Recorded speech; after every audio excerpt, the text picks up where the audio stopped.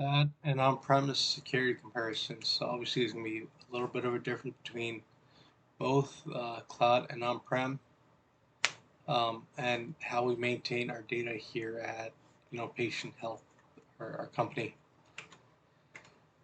Security foundations. So there's going to be some general security guidelines that we follow, both on-prem and in the cloud. Part of this is secure networks. We want secure networks. We need secure access to our resources.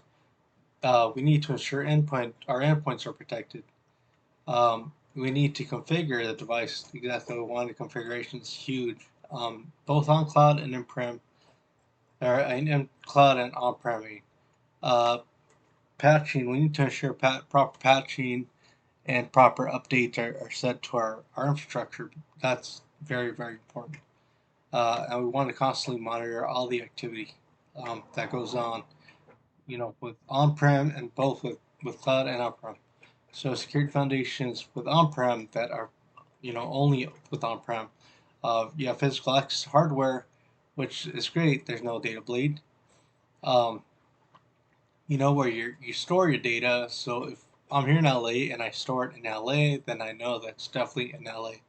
I know that's not going anywhere else because I'm the one in charge of making sure it's stored in LA. So we have with owning the hardware, we have every sanitization method available to us. So we're able to destroy our hard drive if we want to. Whereas in the cloud, you're not necessarily able to do that because you might run somebody else's data. Uh, Data remains present on premise as opposed to online, which this is less of an attack surface. Um, it's more private. Overall, it's more private because you need to be on premise to really reach the data to get anywhere close to where you could do some damage. Uh, with security foundations in the cloud, it's more durable, in the sense that I could put my data here in LA, I could put it in New York, I could put it in Ohio, I could put it in Florida. So I could have multiple areas and have them auto duplicate. I mean, with that comes its own risks associated, and once again, that's configuration. But it allows us to have control of that aspect, and to have, in case we lose one, we have another backup. There's a shared responsibility model between the cloud service provider and the company. Things like physical security are up to the cloud service provider, but we are limited to cryptographic erasure, and that's because just you're not going to destroy the hardware of a cloud service provider. That's not going to be part of the deal that you guys make. Um, so, and depending on the cloud model that you follow, it depends on your responsibility. Let's take a look at that. So on-prem, you see, we do everything.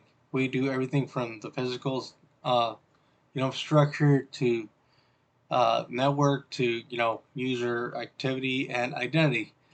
With cloud, we're starting to get limited here. For the most part, the rule of thumb is what's in the cloud is our responsibility.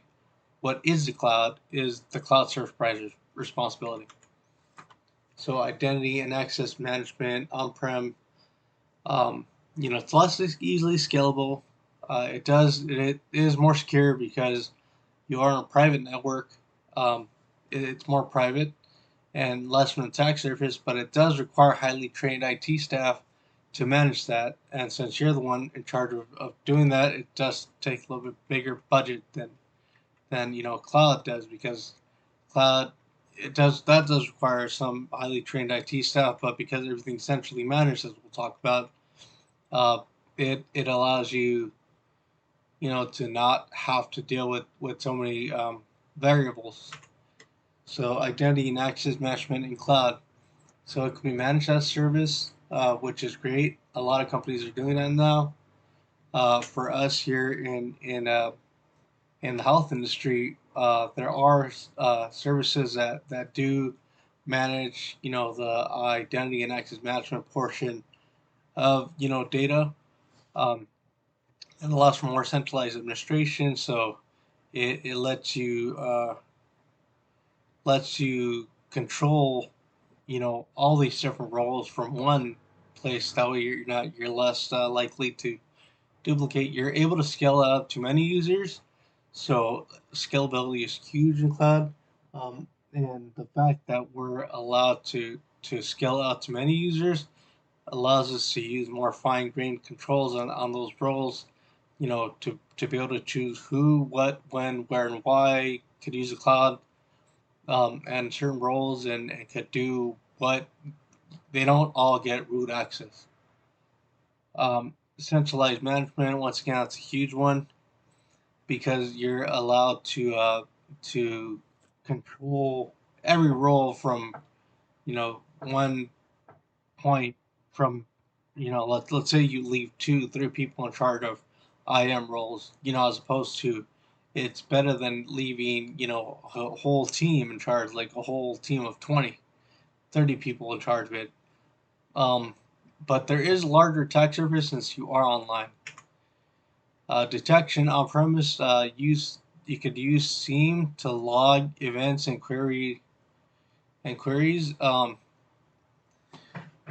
Logging on-prem requires a highly trained staff. The reason for that is that logging on-premise, it requires you to have a certain knowledge of security and to be able to notice things and recognize anomalies. So that does require training, and that is a bit more expensive.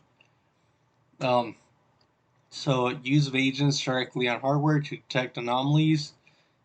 So what that does is you're able to detect it so on the hardware itself. So you're able to go to the root of the cause in case somebody were to upload something directly into your hardware.